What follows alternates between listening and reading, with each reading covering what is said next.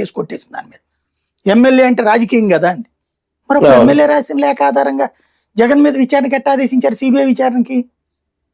ఆ తర్వాత ఇద్దరు పొలిటీషియన్లు అన్నటువంటి అశోక్ గజపతి రాజు, ఎర్రన్నాయుడు ఇంప్లీడ్ అయితే ఎట్లా అంగీకరించింది మరి న్యాయస్థానం?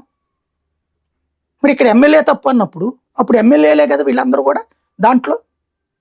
ఎలా వీళ్ళందరి ఆధారంగా విచారించారు, సిబిఐ విచారణకు ఆదేశించారు? అట్లాగే ఇప్పుడు 99 పైసలకి ఇస్తే తప్పు లేదు, ఎంతమందికైనా ఇస్తాం, నువ్వు ఎవరికి పీక్కుంటారో పీక్కోండి కదా, వాళ్ళందరూ ఉపాధి అవకాశాలు ఇస్తున్నారు కాబట్టి మేము ఇస్తున్నాం.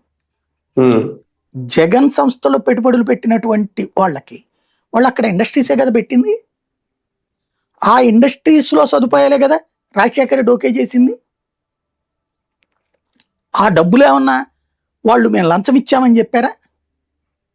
జగన్తో వ్యాపారం చేస్తున్నాం మేము, దాంట్లో లాభాలు కూడా గడించామని చెప్పారు కదా వాళ్ళు. అయినా కేసు ఎట్ట పెట్టారు మరి? 1,00,000 కోట్లని ఎట్ట ప్రచారం చేశారు మరి? చివరికి 1,300 కోట్లని ఎట్ట చెప్పారు ఫైనల్ గా? ఇప్పటికి కూడా కేసులు ఎందుకు తేలలేకపోతుంది?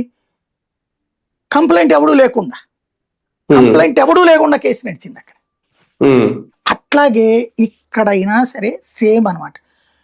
ఎలా కావాలంటే లీగల్గా ఇప్పుడు అమరావతి దాని మీద విచారించినటువంటి కోర్టు ఆ రోజు చేసిన వ్యాఖ్యలు 6 నెలల్లో నువ్వు అందరికి ఇచ్చేయండి, దాన్ని సవాల్ చేశాడు జగన్ సుప్రీంకోర్టులో.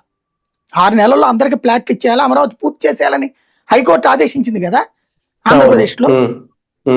ఆదేశించిన తర్వాత జగన్ వెళ్తే సుప్రీంకోర్టుకి, అప్పుడు నాగరత్న అనుకుంటా, బివి నాగరత్న, ఏంది ఇది ఏమన్నా రియల్ ఎస్టేట్ వ్యాపారమా, మనకే